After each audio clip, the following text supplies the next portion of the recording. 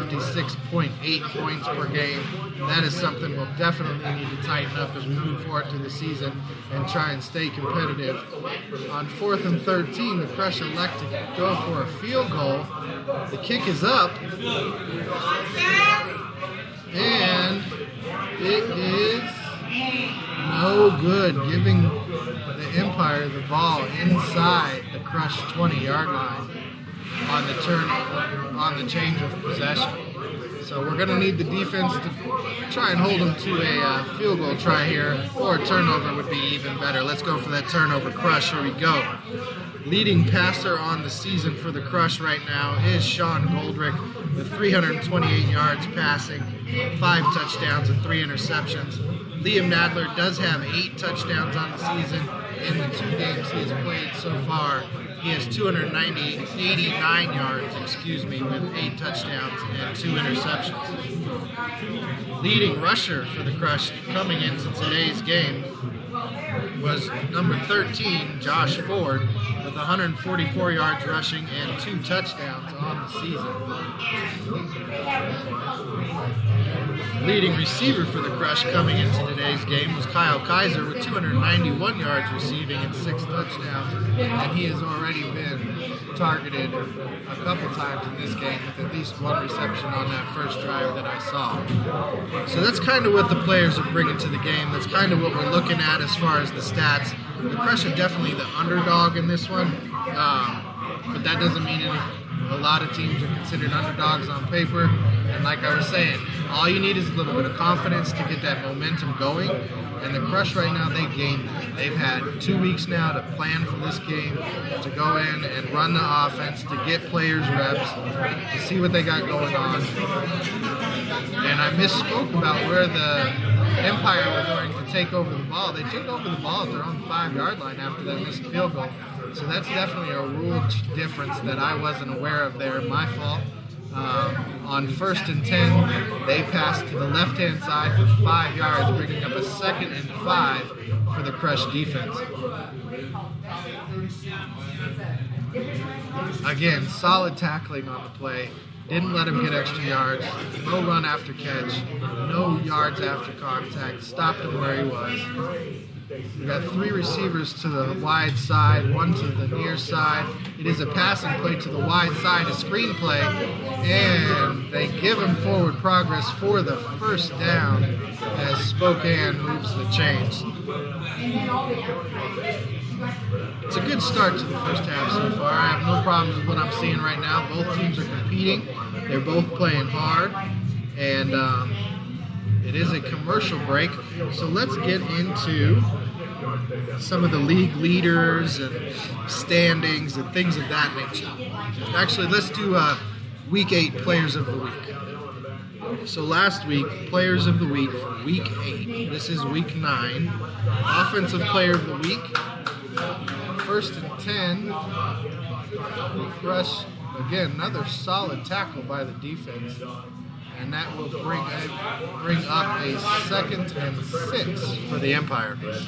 Offensive Player of the Week for Week 8 was Cody Sokol, quarterback of the Arizona Rattlers, as they edged first place Nebraska Danger 39-36, down by 1 point with 3:26 remaining in the 4th quarter. All right, nice sack play. Took him down in the backfield. Nowhere for him to go on the play. Good to see. With 3:26 remaining in the 4th quarter, Cody led the Rattlers on an 8-play, 29-yard drive that consumed the remaining time and culminated in a game-winning field goal. He was 17 of 30 in the game for 165 yards and 4 passing touchdowns. Defensive Player of the Week for Week 8 was I'm going to say this name wrong, Javix Jones, linebacker of the Iowa Barnstormers. They slipped by Green Bay in Week 8, 27-26. He had 12 tackles, including 2.5 for a loss in the game. Congratulations to both of them for the offense and defensive players of the week. The special teams player of the week for Week 8 was Justin Cyril Vodka. of the kicker from Sioux Falls Storm. So congratulations to those players for the Players of the Week, Week 8 awards in the IFL. It is 4th and 4, after the 3rd and 20. Nice pass pickup there for the Empire on 3rd down. As they break the huddle and come to the ball, we will see what they have here on 4th and 4. They have 2 wide receivers to each side of the field, nobody in the backfield. Quarterback calls for the snap, passes to the left-hand side, and it is incomplete as the ball will be turned over on downs to the Crush moving forward. Good. How you doing? Good. How are you? Good. So Tim has just shown up. We will try and get him on in the second half. We will be talking to Jamil here in about 10 minutes as all the players have shown up and officially are here to watch the game moving forward.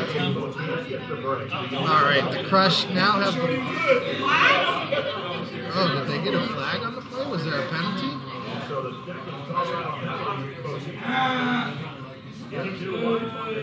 Turned away for a minute. It looks like there must have been a penalty on the play, a flag I didn't see, as the Empire have the ball 1st and 10 at the 24-yard line. Empire have 3 men to the wide side of the field, 1 in the backfield. He goes in motion. Quarterback calls for the ball. It is a quarterback run up the middle. Nice tackle. Stopped him again. No yards after contact on the play. The defense is having a nice solid tackling night, which is good to see. Don't know I agree with that penalty on 4th and 4. It looked like clean coverage to me as they show the replay there. However, it's now 2nd and 3. The Empire are on their second drive. Let's see what the Crush can do here on 2nd and 3 from the 17-yard line. There's 4 minutes and 38 seconds left in the first quarter. 3 men to the wide side. Quarterback calls for the ball. It is a pass play. You can't find any. He passes left. Complete for a 1st down for the Empire as they are chipping away at the field and getting this ball moving down the field. All right, let's get into some of the standings coming into tonight. Coming into tonight, in the United Conference, sitting atop the United Conference was the Sioux Falls Storm, followed by the Wichita Falls Nighthawks, Iowa Barnstormers, Green Bay Blizzard, and bringing up the rear, the Cedar Rapids Titans in the United Conference. It is a run to the left-hand side, cuts back to the right, and the Crush bring him down at the 10-yard line on 1st and 6. Loss of 4 yards on the play. Nice tackle for loss there for the Crush. In the intense conference coming into today's game, the Empire were sitting in 1st place as they took over that position from the Nebraska Danger last week. Arizona Rattlers are in 3rd, Salt Lake Screaming Eagles 4th, and bringing up the rear right now of the intense conference are the Colorado Crush.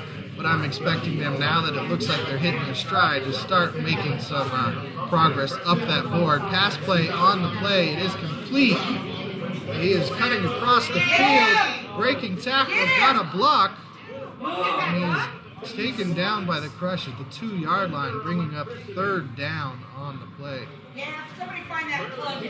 Unplug it. So that's where the standing were coming into today. Yes, the Crush are pretty far behind in the standings right now, but they have time to make it up. They have time to have that pride moving forward and to show a little something as they move through the season, which is a good thing. Because, like I said earlier, we're seeing this team start to figure things out on offense. Tonight we're seeing some really sure tackling out of the Crush. They take the snap. It is a passing play, and the Crush take him down on the play as they sack him back at the 13-yard line, 12.5-yard line. Big play there for the Crush, bringing up. Should be 4th down on the play. They haven't changed it yet.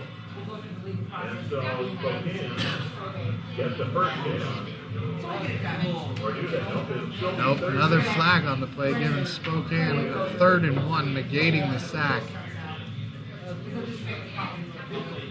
So it is 3rd and 1 at the 1 with 2 minutes and 16 seconds to go in the first quarter.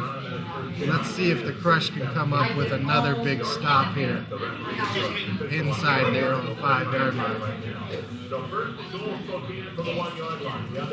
Oh, 1st and goal. 1st and 1.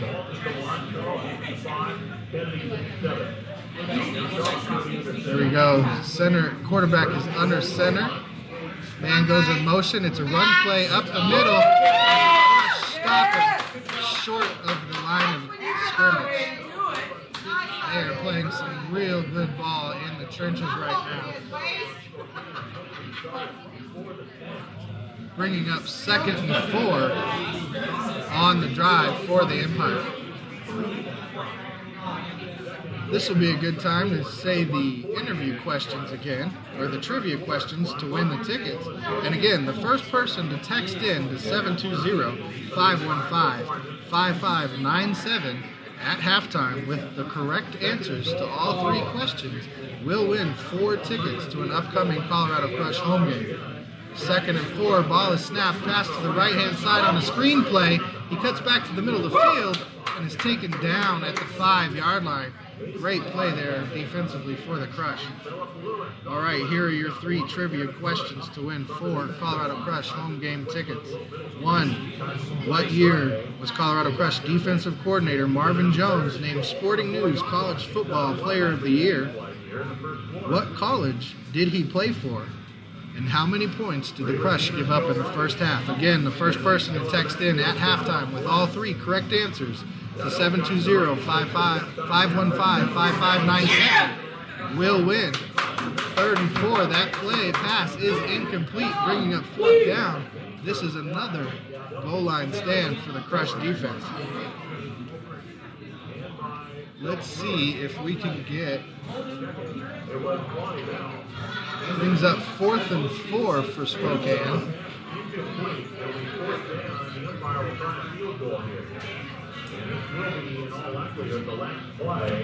14-13, we got 10 seconds left in the first quarter, so the clock most likely runs out here in the first quarter without a play being run. Spokane is going for the kick, and that's time expired in the first quarter. We will switch directions and come back in the second quarter and see if they're able to pick up 3 points, or if the Crush, as they've done all season and had success doing, blocked that kick. Let's see if we can't get Jamil Morrell to come and join us real quick.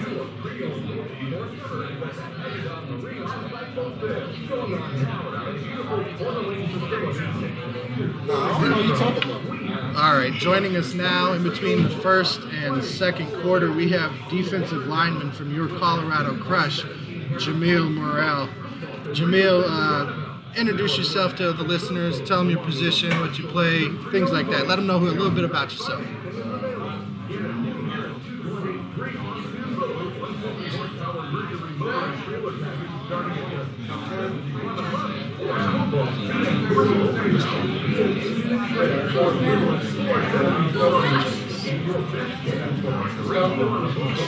Nice, very good. So obviously you love the game, football is your thing.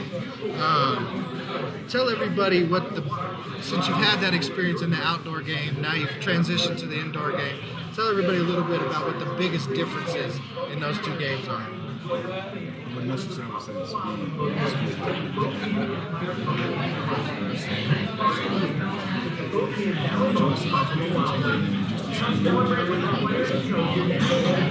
Yeah.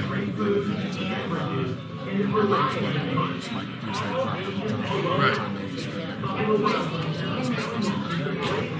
So what are some of the things you do technique-wise to combat that?